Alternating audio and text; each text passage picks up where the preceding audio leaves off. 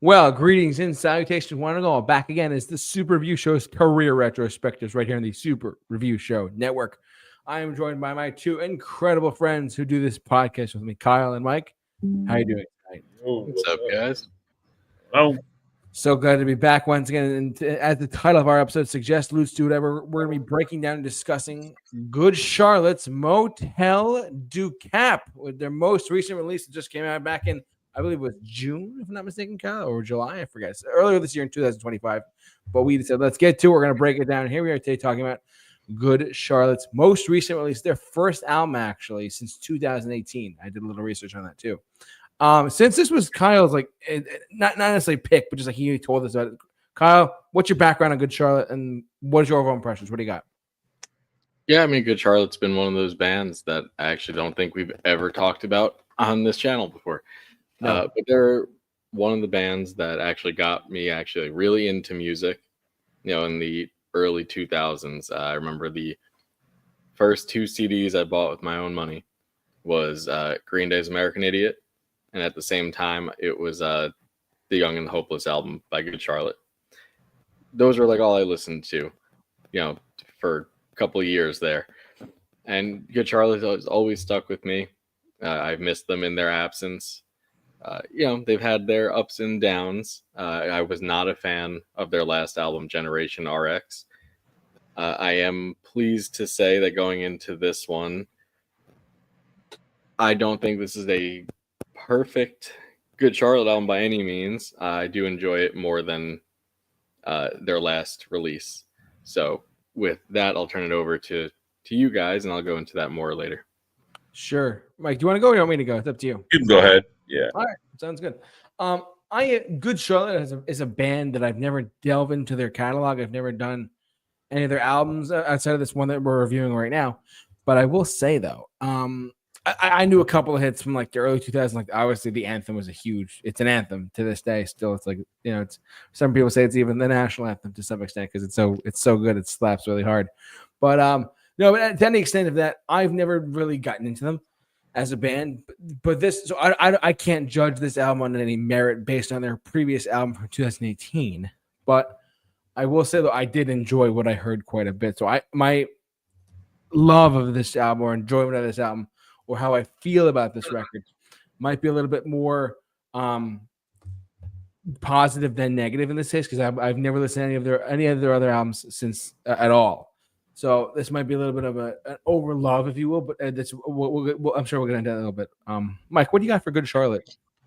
Yeah, this band is grouped into my kind of joke pop punk band category that I never took to back in the day. I never liked the hip hop kind of stuff that they would dabble in with their sound, with like the scratching, like they'd have like the turntables, or they would have, in their videos they would dress up, like as a joke sometimes, like for a video. It just like it became one of those kinds of bands that I just did not like.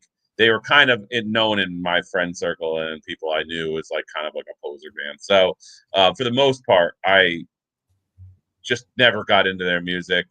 I had some decent stuff back in the day, but for the most part, the only song I really loved of theirs was Predictable. That was the only song in their entire, at least in the first three albums, that I actually loved. Other than that, could not get into this band, and just overall was not something I would look into, especially in the guitar department. Like they weren't a Sum 41 who could like jam out and pull out some crazy riffs and do. They were more about just kind of standard pop punk and just didn't bring anything interesting to the party for me. So that's pretty much my like background. Cool. All right. Well, as I mentioned before, this is their 8th studio album that came out, and their first one since 2018 is Generation RX. Let me jump over to the Wikipedia page and have the track listing and stuff for a second. Kyle, why don't we take it back to you? But standout tracks, good stuff, bad stuff. Let's go around. What do you got for this their latest release? Yeah, so I mean, good stuff here. So this album, I'm gonna be straightforward here. grew on me over time with repeated listens. On first listen, this was actually quite a disappointing record, mostly because it wasn't what I wanted in a return from Good Charlotte. And what I mean by that is I was hoping more for a return to just kind of the way that they teased the album before release. I was hoping for more of a return to form, going back to like that Young and the Hopeless type sound, like the pop punk revival. I mean, we had a couple years back, Machine Gun Kelly blew up doing the pop punk stuff. Travis Barker was all over the place doing features. So I was hoping for something along those lines. And even the first single, Rejects, kind of teased that a bit. Not what we got at all here. I think this is a very mixed record. It's probably their most diverse sound-wise in terms of using different genres throughout the album. Generally, in the past, when they've done a specific style, the whole album was in that style. This is more varied. So, I mean, standouts on here, surprisingly, are the slower songs. The ballad type songs on here are my standouts by far. Not even close. It just feels more authentic to where they are in their lives for the most part than the at times what feel like forced pop punk tracks on here. So I mean, songs like Castle in the Sand, I mean, it's just a great emotional, mature like love song for his wife. Very relatable, just to where I'm at in my current life. I love that track. The Dress Rehearsal, this one's awesome. This is my favorite on the record. Musically, this one goes through different movements. The vocals really work in that classic Good Charlotte harmony between Benji and Joel, the twins doing their thing. The lyrics on here are some of the best ones, if not the best ones on the album. Very introspective, strong lyrics. And the string section on this really just elevates it to that next level. Similarly, I Don't Work Here Anymore. This one, I don't want to call it a guilty pleasure. Mm-hmm. This one also, I love this. Another highlight.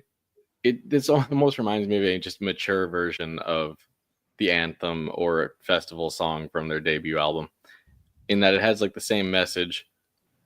It is weird hearing two dudes that have not worked a 9 to 5 or clocked in at a time clock in the past 25 years, give or take, sing a song about not wanting to work here anymore and not wanting to punch a time clock.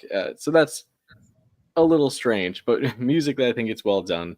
Again, the string section on this I like quite a bit. It's a nice accompaniment without really being overbearing.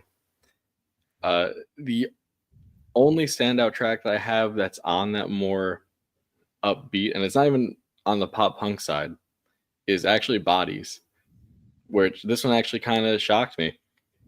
It's actually a throwback to that like Good Morning Revival sound, specifically sounding like the song Keep Your Hands Off My Girl from back then. It's not a perfect song. It's not a 10 out of 10. I think there's a couple things it could do differently, like the verses could do more vocally, but the chorus is good. It's a fun song.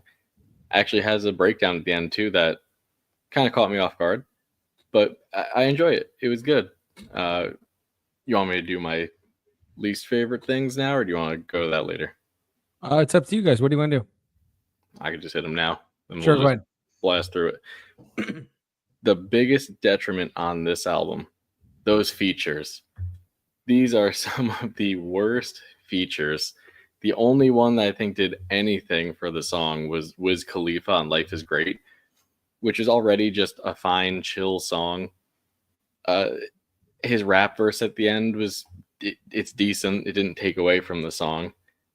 But man, every other feature, Pink Guitar being one of my least favorite and most forgettable Good Charlotte songs.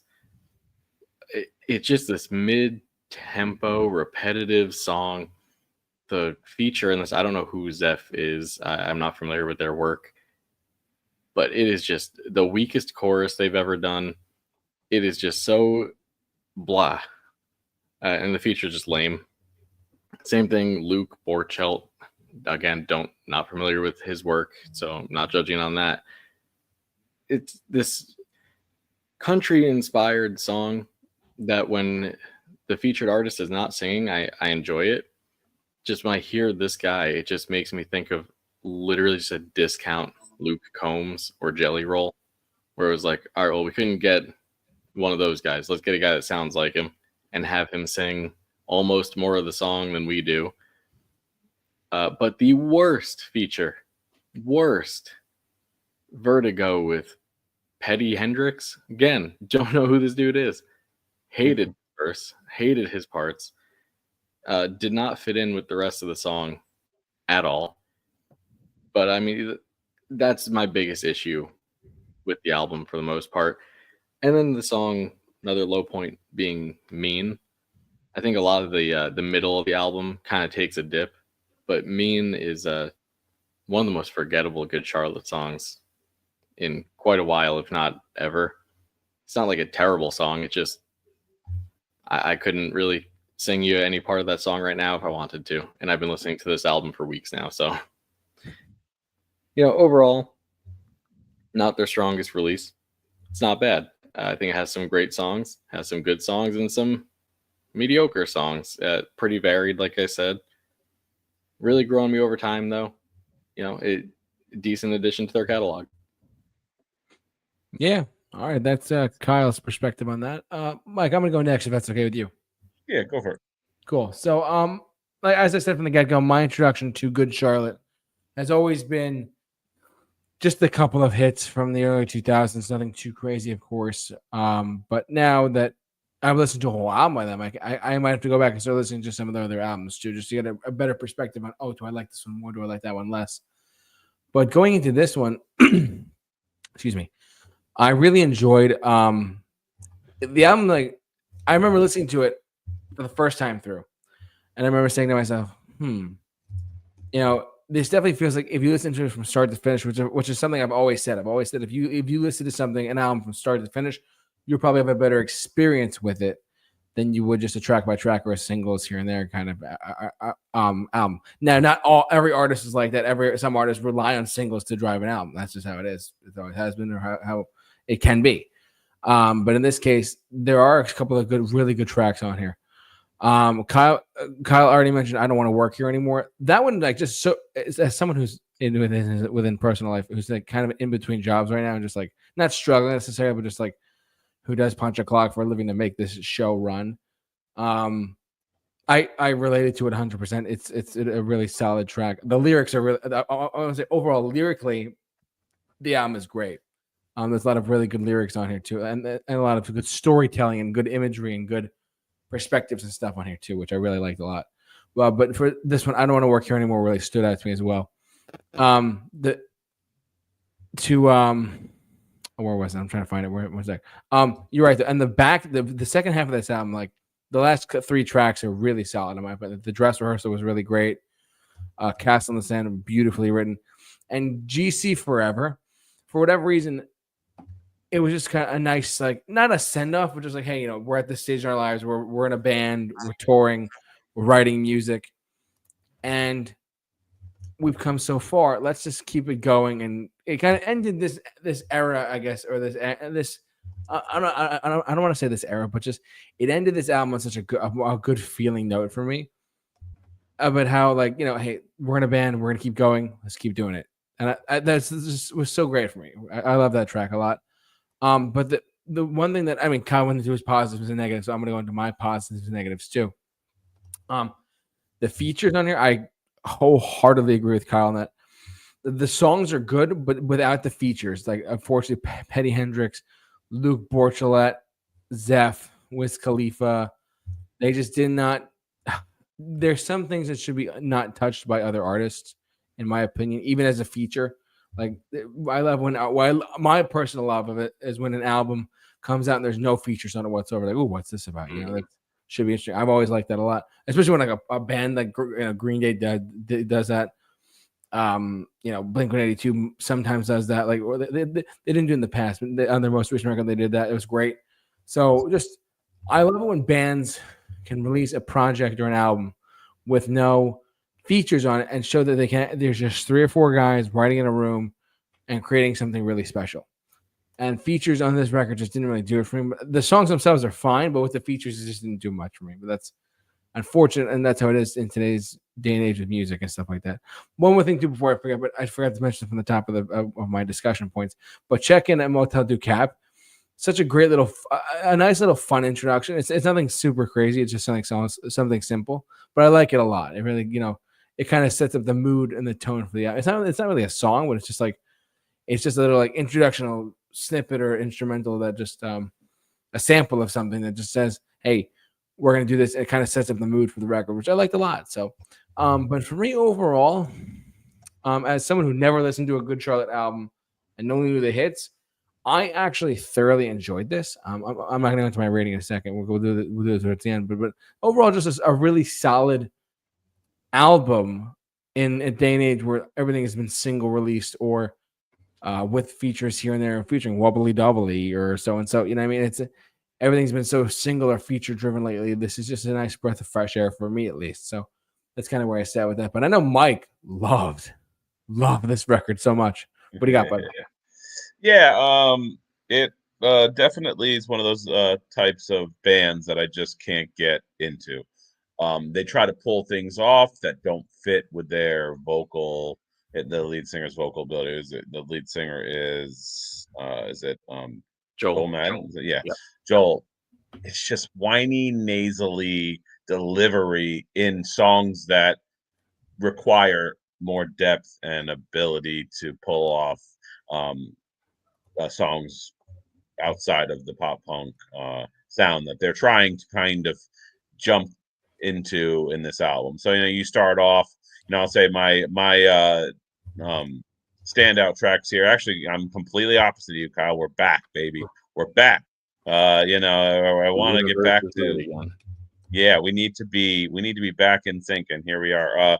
My standout track is Mean, probably the better of the songs on the album. I like the heaviness of the guitars. The chorus is okay. Has a couple shifts, does a pretty good job of being able to tie it all back together. Too short, ends way too early, but I like the original kind of feel to it. I think it just sums up simplicity and stick to what you're good at, and they do that in this album on a couple occasions. Mean, I would say Rejects coming out of the gate, the okay song. I mean, they're not getting anything more than I'd say a 6 for Mean and a 5 for Rejects. Stepper's just rinse, wash, repeat kind of a song, but it's what they do. It feels like Good Charlotte. Rejects feels like Good Charlotte. Stepper feels like Good Charlotte, and Mean feels like Good Charlotte. But then you get these like tracks 4 and 5 that feel like 3 Days, or not 3 Days Grace, Third Eye Blind song from the 2000s that just bore me to death. I don't. Life is Great and I Don't Work Here Anymore. Just hollow songs. Give them like a 4. They were definitely like boring, unoriginal, kind of just sounded like something I've already heard that's been made by another band, in the late 90s, early 2000s. And I agree with you completely on the pink guitar one. It's just kind of it just plods along, and it leans on its simple melody. It never really builds to anything. So there's a lot of that going on in this album where you just get this song that just does nothing. The country song on there, with the I think track 7 there. What's that called? It was Deserve You. Yeah, exactly. It just it feels like they're trying to gain some identity, like they're at a certain point in their career where they're wanting to try a couple different things. So they have a couple pop punk songs on here, and my least favorite songs on this album are the ones that you guys like. The Dress Rehearsal, The Castle in the Sand. He can't pull them off. That's the thing. His voice can't pull them off. The depth of the fake strings in the background can't pull them off. The song itself really can't. It never feels like it's able to truly grasp the emotion and the depth that the song is trying to go after. And it ultimately is trying something ambitious that just isn't what I want to hear from a band that brings a pop punk feel. It feels like, hey, we're mature and we're trying to prove it. Well, like you're singing, the things you're singing about are things that people who are like teenagers sing about. So you've already kind of negated that. Doesn't feel like an adult would sing some of these lyrics. I wish I wasn't born. Like, it's just like, dude, that's something I said when I slammed my door and I was 14, 15, listening to, like Silverchair Bush, and my mom told me I had to come down and eat dinner. So, and so you hear stuff like that and you're just like, I mean, the features are just rough, Petty Hendrix, like, no, you're auto-tuned singing in this song just is such a clash, man. It really just does not fit. It feels like somebody tried to insert modern kind of, hip hop, a hip hop singer, just thrust it into a like a rock, punk rock song. It's just, I wouldn't say punk rock, pop punk. So yeah, there's a very few moments that kind of like come above the surface. Others of that, they just kind of feel like running through the motions. It's a kind of a scattered album full of lack of identity. It is tough. It's tough to see or to listen to a band who kind of just continues to try and search for that answer of who they are and what they want to do and how long they want to do it. So I think that's just generally my impressions on the album. All right. Well, that's Mike's overall impressions and stuff. How are we gonna rate it, guys? Kyle, what's your rating for this one? Yeah, like I said, if you had asked me in like the release week of this album, I think my, expectations were set one way and I probably would have had a lower rating. But sitting with the album and just enjoying the collection of music that it brought, I sit at an 8 with it.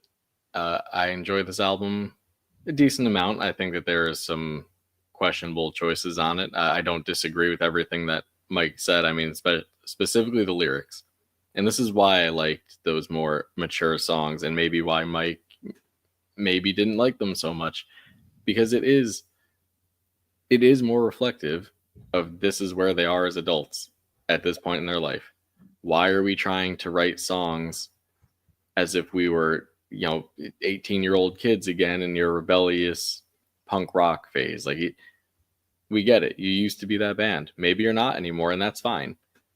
I would rather at this point they continue with the more mature lyrics, even if that means that it's an album full of, slower like pop rock ballads. I'd be fine with that. At this point, we still have the old material. I think that the Madden brothers are great songwriters. I think there were some missteps on here, but as a whole, I thought it was a enjoyable project. If this kickstarts them into being an active band again after 7 or 8 years, I'm all for it. Looking forward to seeing them next month. Actually, it'll be the first time in years I've seen them, so it's gonna be great. But yeah, 8 out of 10 on this one. Yeah, and for me, I mean, I'm sitting at given the album that I just digested, to quote Mike, it's something that it really is. It's nice to see. It's nice to hear a band come back to form after about several years, since 2018. That's a long time ago now. To return to form and put out an album that's I thought was pretty solid. I mean, obviously there's a few missteps here and there. I'm saying about like probably a 7 out of 10 for this one. It's not bad, not great, but if you take the features out, if you take these tiny little tweaks out, you have a really solid record overall. But that's no diss to the other songs on there, because there are some really good songs on there too. But I'm sitting at a solid 7 out of 10 for Good Charlotte's Motel Decaf. And Mike's giving it a 1 out of 10 because he's the villain tonight. Oh, I'm just kidding. What do you got, Mike? Yeah, like I said before, there's very few times on this album where the song seems to really use all of the things at its disposal to reach its point, and get to the theme of the song, and not feel like it's just relentlessly playing along and just doing the most basic thing it can do to get to the end of its destination. So yeah, and it's all over the place. It's definitely have it shines in moments, and then it isn't able to do what it needs to do in others. So overall, it's a 4.5 for me. It's just, like I was kind of sitting in like a 5 area where I was just listening to it and was like losing focus on it because it just kind of didn't surprise me in any way or capacity. And then, there's a couple moments it would do something and I'd be like, oh, something's happening. And then I'd just be like back to the usual. So ultimately, yeah, 4.5. And I could see that possibly going down as time goes by, because it's just when you realize what they've done already. If you go back and listen to what they've done already and then you put it up against this, it doesn't help it. So luckily, I haven't had that experience to see what they've done already. So I haven't really, you know, kind of judged it harshly against something that already has been put out. So yeah, ultimately it's a 4.5, and yeah, that's just all I could do. So. Well, I have good news for JT and bad news for Mike. This is my other discography breakdown on the wheel. Oh boy. Okay. All right. Yeah, Coming soon. I'll get that answer about what else I could, and then I'll rehash the score later on after I hear the rest of it. Coming soon, a career discography breakdown of Good Charlotte sooner than later. Extra soggy discography. Oh yeah. But we want to thank you for watching, listening, however you enjoyed us. And thanks so much for tuning into our podcast. As always, we're doing rapid fire stuff here at the Super Review Show for career retrospectives on and off here and there. So, but yeah, I like to thank the two gentlemen as always for doing this podcast with me. Mike, thank you. Your knowledge goes unmatched, gentlemen. Thank you so much. Thank you, sir. Thank you. Yeah, you're welcome. And yeah, but if you like what you've seen or heard here, subscribe to us on YouTube. You can follow us on our social media pages as well, simply at the Super Review Show, Facebook and Instagram, simply at the Super Review Show. Thanks so much for watching our show, guys. For all of you out there, please out there, stay safe, take care, and God bless. God bless.